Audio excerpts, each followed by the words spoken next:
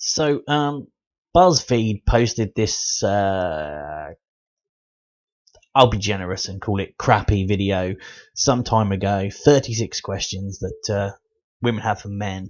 And loads of people have answered this, but it amused me. And yeah, the stereotyping and the. Anyway, I thought, well, being being a man, I would answer as well, and yeah, enjoy. How does it feel to be the same sex as Donald Trump? Yeah, isn't Donald Trump like the new well, he's probably worse than Satan as far as the liberal left are concerned. And I sort of see that. I see him as more of a sort of comic fool than anything else. But to get back to the question, how does it feel to be the same sex as Donald Trump? I can live with it. You see, the thing is that douchebaggery is something that both genders are very capable of. Shockingly, there are even people in the world bigger morons than Donald Trump, who've been around longer. And I may as well ask the question, how does it feel to be the same sex as, say, Myra Hindley, who was involved in the murder and abuse of children, or Erzsébet Bathory, who was some crazed Hungarian princess who used to bathe in blood? But let's not assume that these exceptional assholes are endemic to the gender, or just because Trump said something stupid and he's a man, somehow that reflects on me because I'm a man. Because that's just, well, if that's how you think, you're a retard. Why do you hate rom-coms? Or do you just feel like you need to hate them?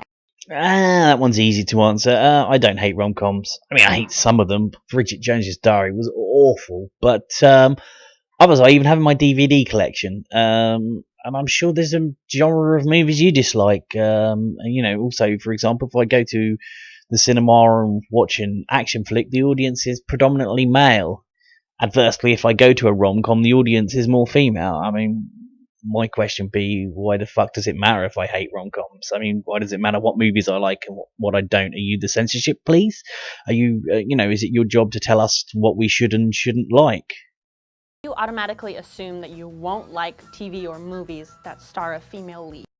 Again, same answer as the last time. I don't, in fact. Probably the movie I enjoyed most in the cinema had a female lead, Zhang Ji, and I can think of loads of movies I loved that had strong female leads or had a female male combination who held the movie together. Movies like Silence of the Lambs, where Jodie Foster was key to it. Black Snake Moan had a female lead. I really liked that. Heathers with Winona Ryder. The whole Kill Bill series. The Underworld movies with Kate Beckinsale. These are all movies that are on my, feature fairly highly on my top movie list. I can think of tons more. I mean, even TV series. I was watching Continuum recently, and that has a female lead, and it didn't bother me in the slightest. Why do you make women sit around and talk about men in movies when y'all easily just sit around and talk about boobs for hours? So I'll start by saying that my boob conversation durational threshold, here there's a sentence, does not stretch to hours. I don't know of many except, someone who's got some kind of sick, morbid boob fascination disease that could talk about breasts for hours. I mean, yes, I like breasts. Most men do. They're very lovely. They've evolved to be lovely, and for my enjoyment. Well, not my enjoyment, but but there's not that much you can say about them to make a conversation go on for hours. They're either nice breasts or they're not nice breasts. But what was the?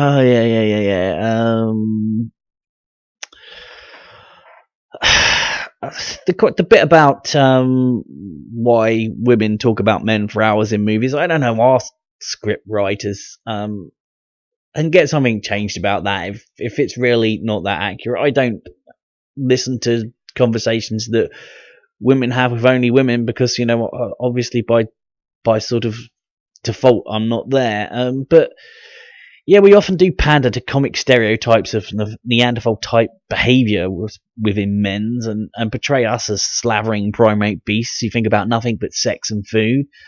but it is a comic stereotype, and here you're pandering to it in the same way that, you know, using the same sort of poor generalization of men here that the women you're complaining about in movies are also subjected to. So, yeah, go moan to the scriptwriter, but also stop being a hypocrite. Are you surprised when women are funny?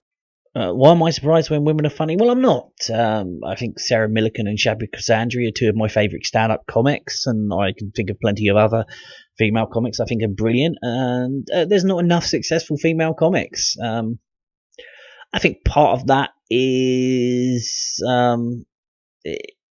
it's to do with the difference between a lot of female and male comics, where male comics seem, and this is just a personal observation, it might not be true, but male comics seem to be more willing to make the joke about themselves, and female comics seem to be more willing to make the joke about other people. And most people find the former to be more amusing and more comfortable. And also, to be fair, a survey that I read, I can't even remember the name of the newspaper. I'll try and find this information, and when I do, I will put a link in the bit below. But a survey was done on audience reactions to male and female comics, and in general, the group who were least likely to laugh at a female comic were found to be other females. I'm probably funnier than you. Oh yeah, well, there are two fish happily swimming along the river, enjoying their day, when they both slam their heads hard into a concrete wall. The fish on the left turns to the fish on the right and says, "Damn! Top that shit. Yeah. Why do you think that we're obsessed with you when we hook up? 9 times out of 10, I just want you to leave too. I'm busy. I got shit to do. But speaking personally, and I can only speak personally here, I don't. I'm generally insecure and fairly uncertain in the early stages of relationships. You know, and it takes time to develop that confidence in a relationship. I think there's perhaps a bit of brash and bravado that some men stick over the top of that, but oh yeah, and I'm older and wiser now, and it's less true than it was years ago. And also, it's evident that a significant number of women respond positively to confidence in men, and in general are less likely to be instigators in a kind of relationshipy type situation. And I suspect that contributes to men feeling they need to come across as brash and confident. Just a theory, can't prove it, and you know, it's a messed up world we live in, and it would be boring if it made sense. And speaking of not making sense, what was that rubbish about you having things to do? Was this your attempt to prove your comic genius? If so, you failed. Why can't I sleep with as many people as I want to without being judged? When men do it, they're congratulated. Okay. So, right. How do I put this? Nobody likes to ride the village bike. It's squeaky, poorly maintained, and the chain is kind of rusty. We, and by we I mean both genders, are generally not impressed by a potential partner having slept with 1,000,001 people. Yes, some morons boast about their conquests. Oh, I suddenly can't talk. Conquests. But in truth, the vast majority of people, be they boy or girl, like to think that there's something special about the intimate relationships that they're having with their partner, and it's really hard to imagine something, you know, special about an intimate relationship with somebody who has literally been intimate with everybody in town already. If you're probably wondering why you're the last. And also, while there are some sort of, I'll use the word jocks because everybody knows what I mean, and I don't mean in the sense Scottish people, but more the kind of the competent at sports but a bit of an airhead stereotype that exists in Hollywood movies, who think it's cool to boast about their conquests, often with overinflated tales of the things they've done. And most men who hear that kind of big bragging talk coming from someone, there's one word that springs into their mind straight away, and that's dick. and we assume their boasts are to compensate for some lacking elsewhere in their life, usually in the IQ department. Sluts ultimately sleep with other sluts, and if that's your thing, power to you. I think perception of jock worship is on the whole outdated and a thing of movies from the 1980s. In fact, even then, the jocks were the idiots that the heroic but slightly nerdy good guy managed to overcome. So read into that as you will. Why do you consider a woman a tease if she doesn't sleep with you after 3 dates, but a slut if she sleeps with you on the first date? I mean, seriously, did they, was there market research for these questions to ask the opinions of a group of males that consisted of one slightly idiotic, chauvinistic, bigoted muppet, and then take that one, we'll call him Tronald Dump, shall we? And take his opinions and assume that they apply to the entirety of the male gender. Because if it was, what was even the question here? So, oh yeah, that's right. Why do you consider a woman a tease if she doesn't sleep with you after the first 3 dates, but a slut if she does on the first date? Well, you clearly weren't paying attention at school, were you? It's the 3 dates rule. First date, kiss. Second date, cheeky grope. Third date, and if you missed that lesson, then this is why you're asking this question. But no, seriously, I'm sure there are some people that do have that opinion, and there are some people that,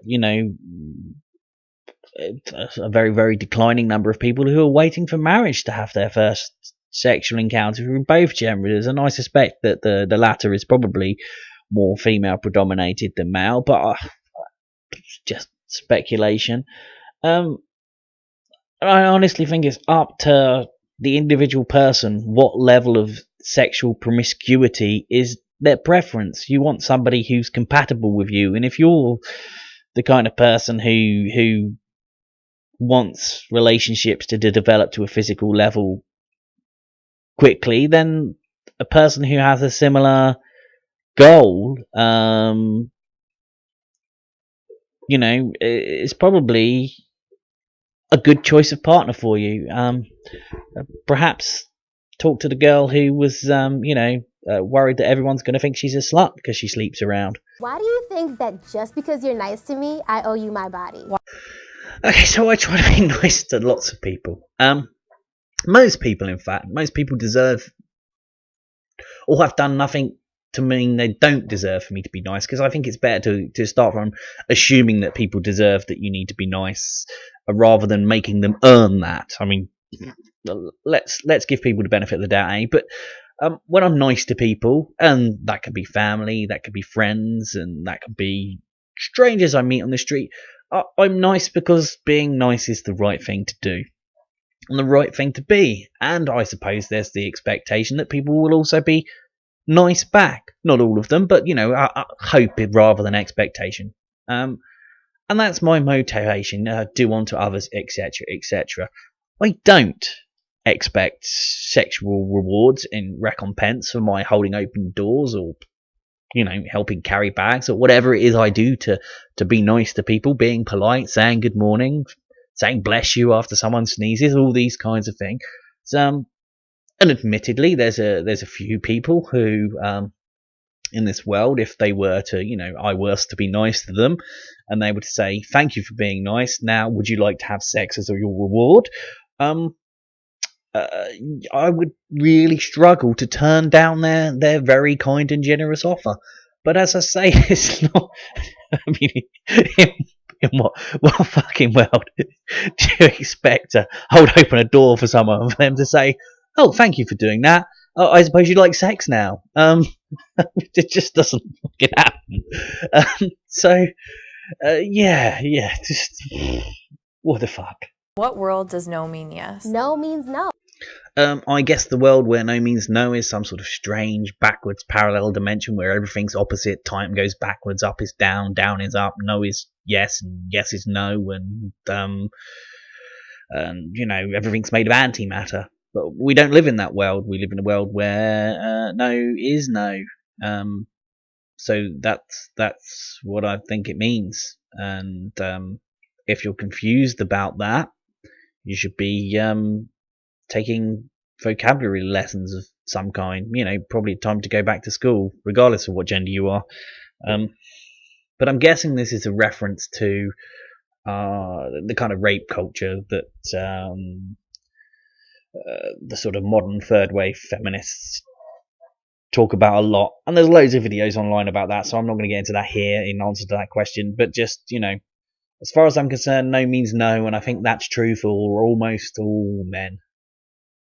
Why do you say that women are too emotional to be leaders? Then justify catcalling by saying men just can't control themselves.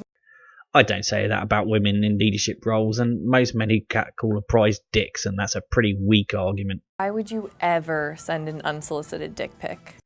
That's actually a bloody good question. I mean, why the fuck would you do that? It's not like the male member is a particularly attractive organ. You fucking freaky, retarded dick picture sending freaks.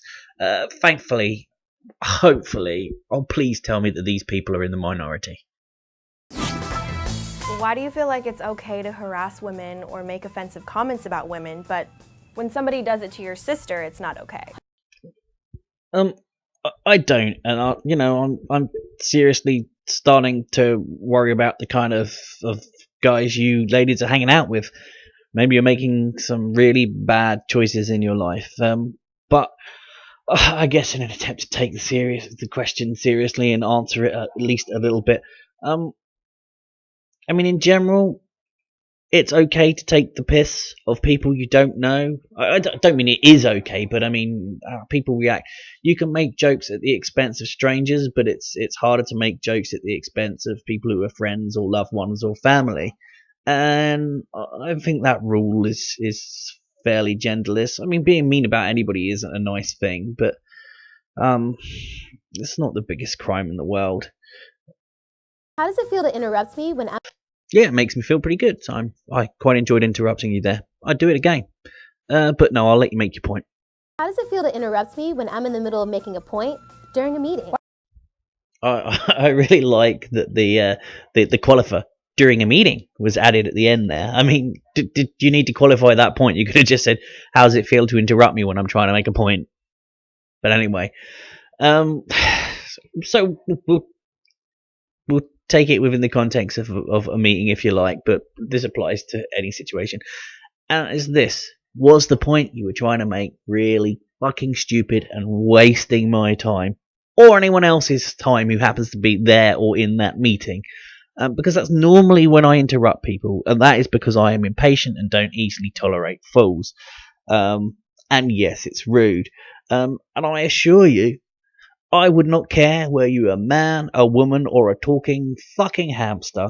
If what you're saying is retarded and it's wasting my time and I've had a long day and I want the meeting to be over, I'm going to interrupt you and move things on. That just makes me a bad person, but at least I'm not a sexist bad person. Why do you have to sit with your legs so wide open? I get that you have balls, but I don't stand around with my arms wide open to make room for my boobs.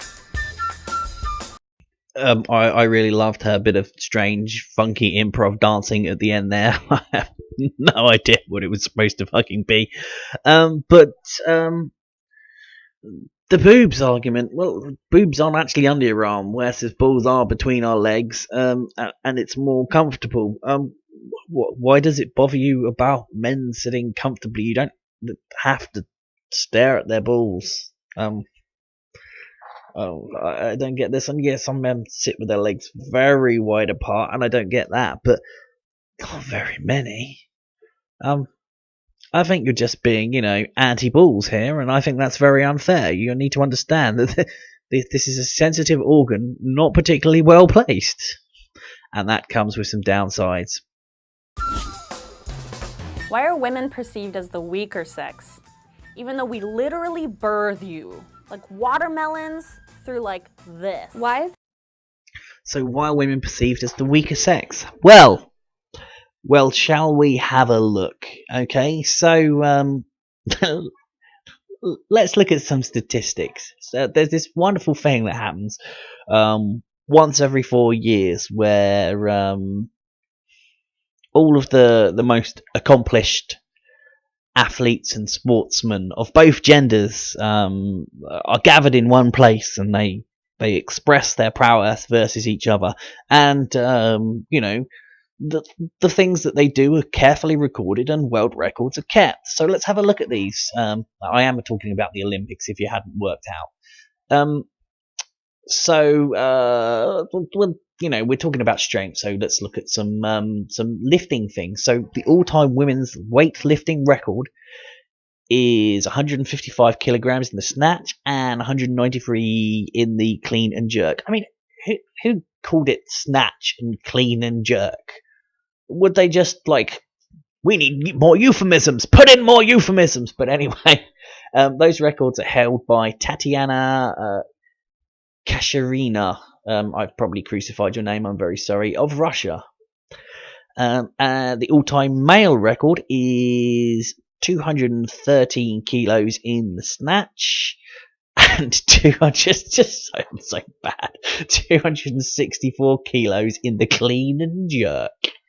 And these are held respectively by Bedam Salimi of Iran and Aleksey Lovchev of Russia. And again, I'm probably killing the names here. I'm really sorry. I feel really sorry for sports commentators at the Olympics. It's really hard.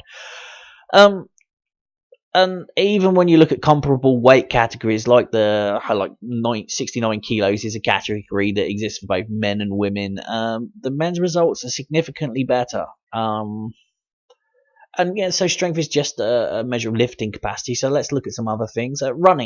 Running, how quick people are. So sprinting, 100 meters. The world record for men is held by Usain Bolt from 2009, and he ran it in 9.58 seconds. And the women's record is held by a lady called Florence Griffith Joyner, and she ran it in 10.49 seconds.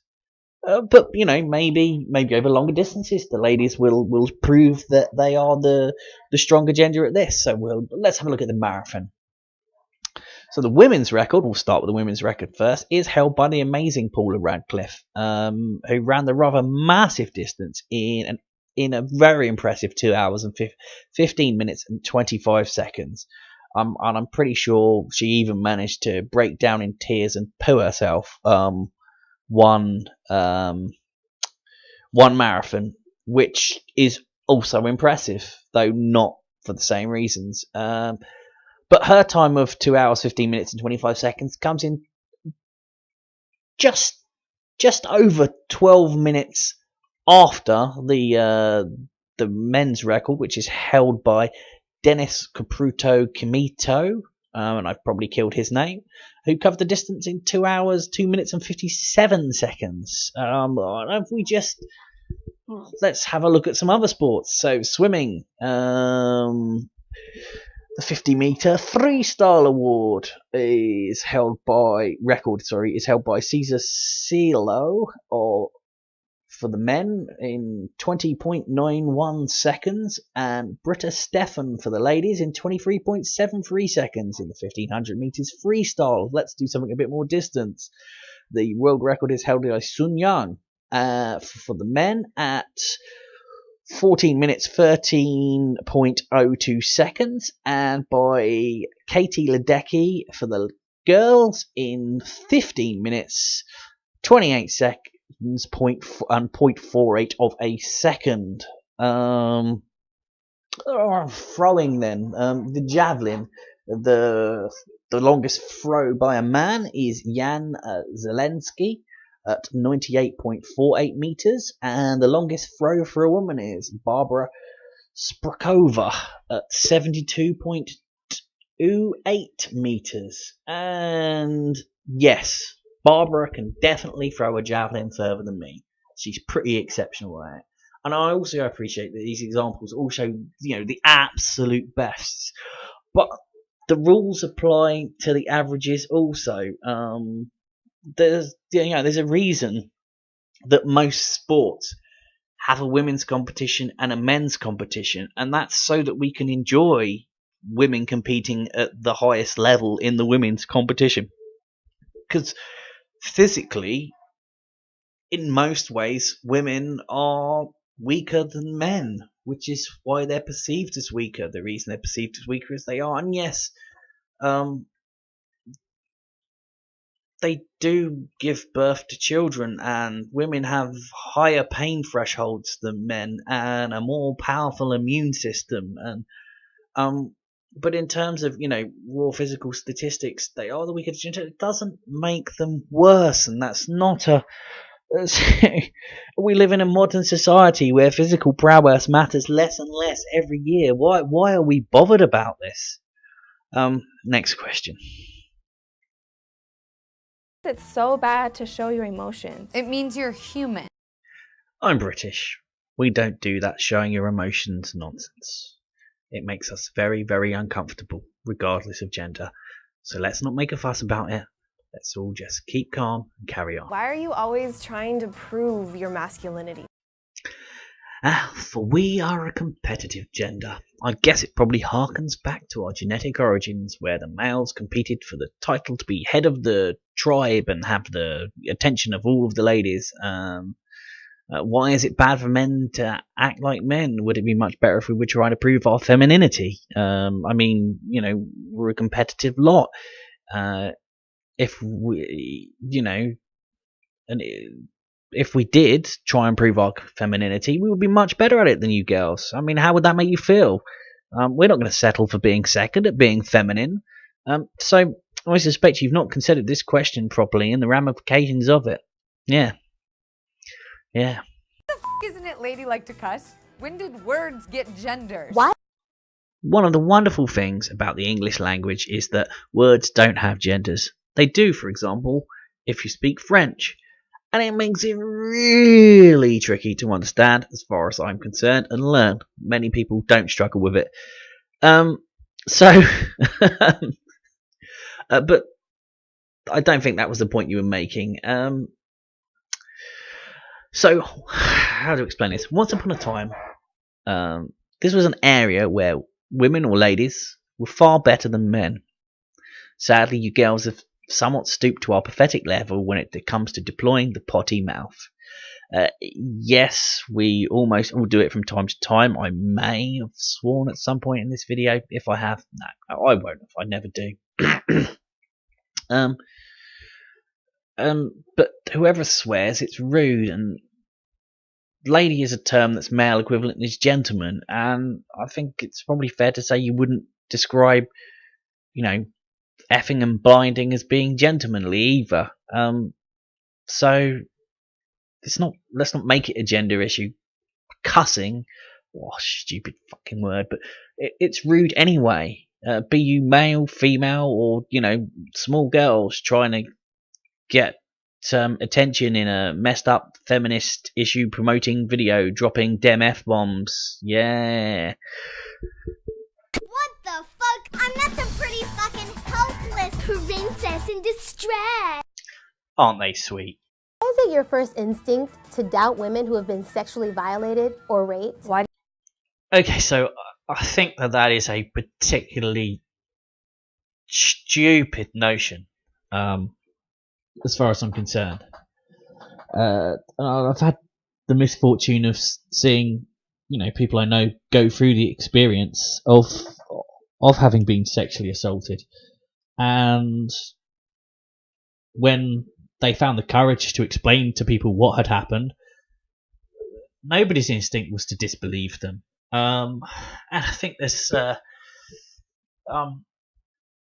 been some fairly high-profile cases. The Duke Lacrosse case being a particular example, where wolf criers, women who pretended to be raped for whatever reason, and that is a sick thing to pretend that's happened to you, and totally disrespectful and disgusting to do when you consider how it reflects upon the people who are genuine victims.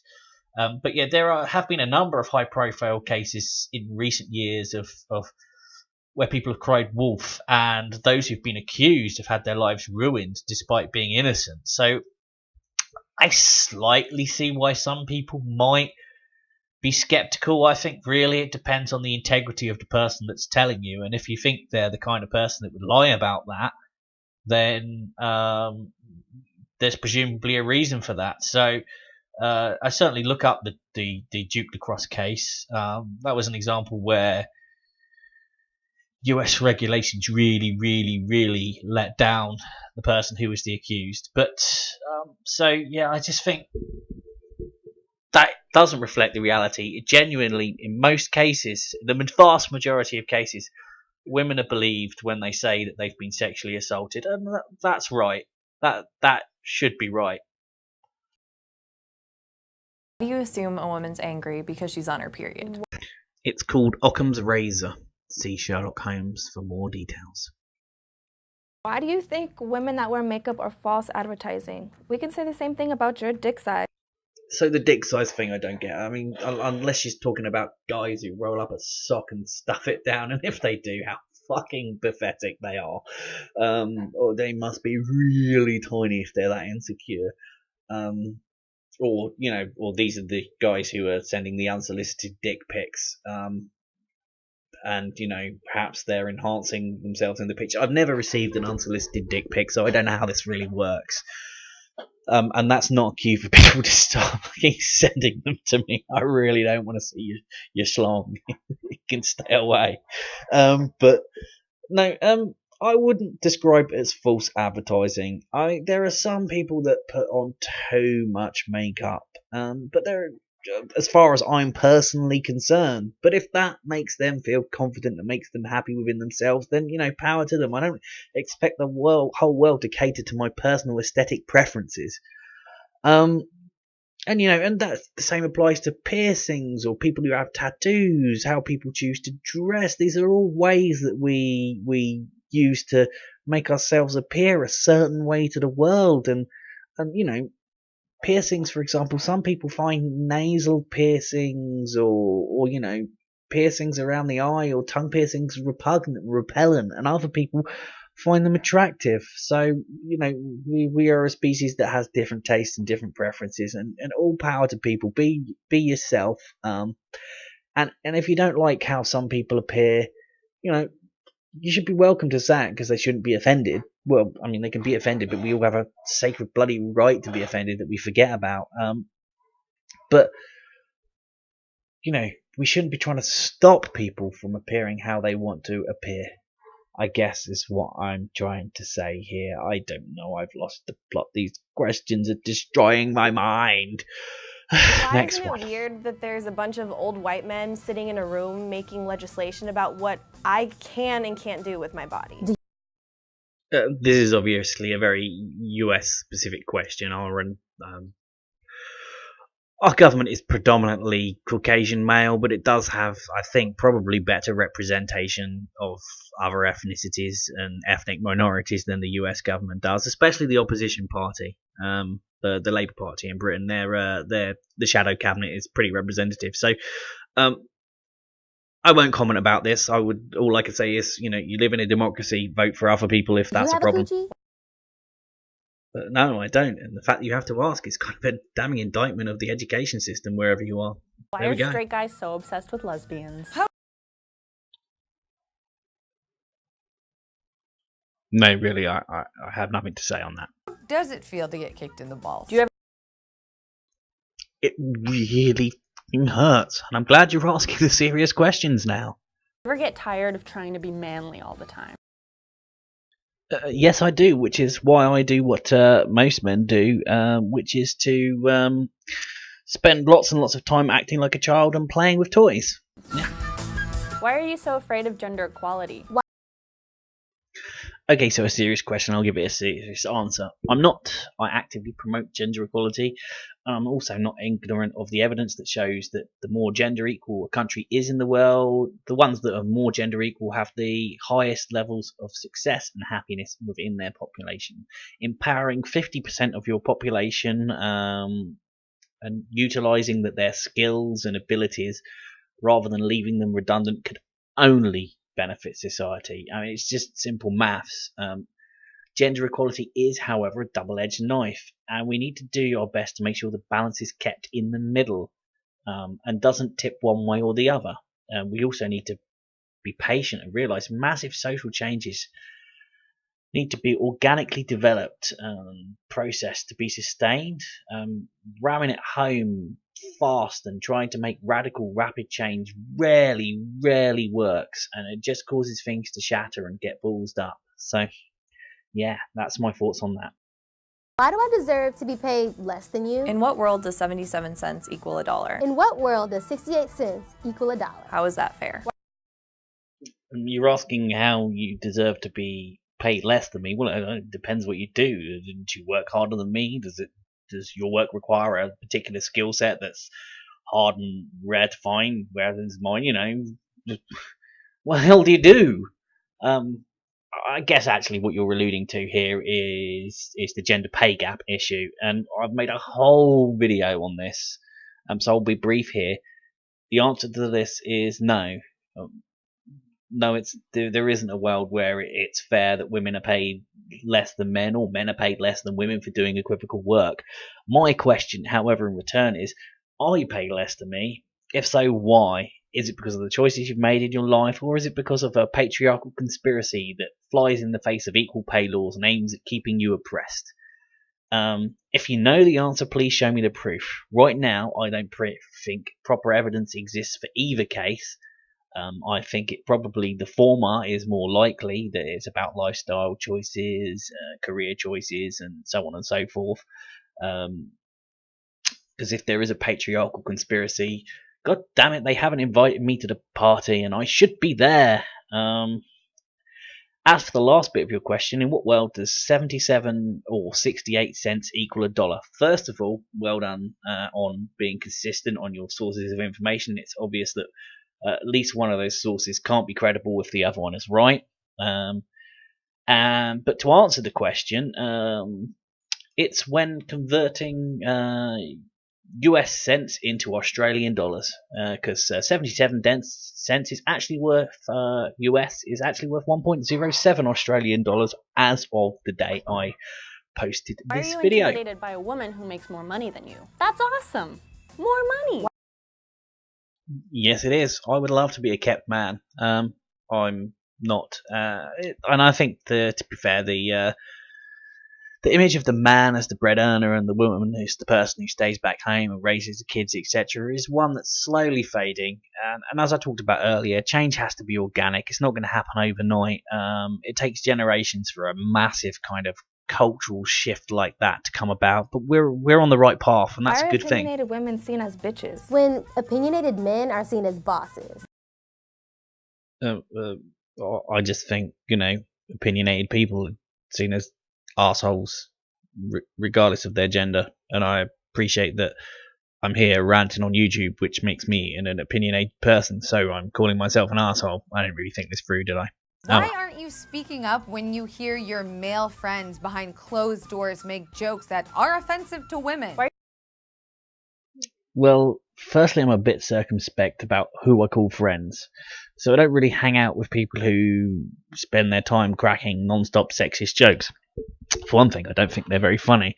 But all that being said, good humour can have a pop at anything, and an occasional joke directed at women is fine, in the same way an occasional joke directed at men is fine. In many ways, comedy is a good way to address issues or misunderstandings, because if properly done, it lets us sort of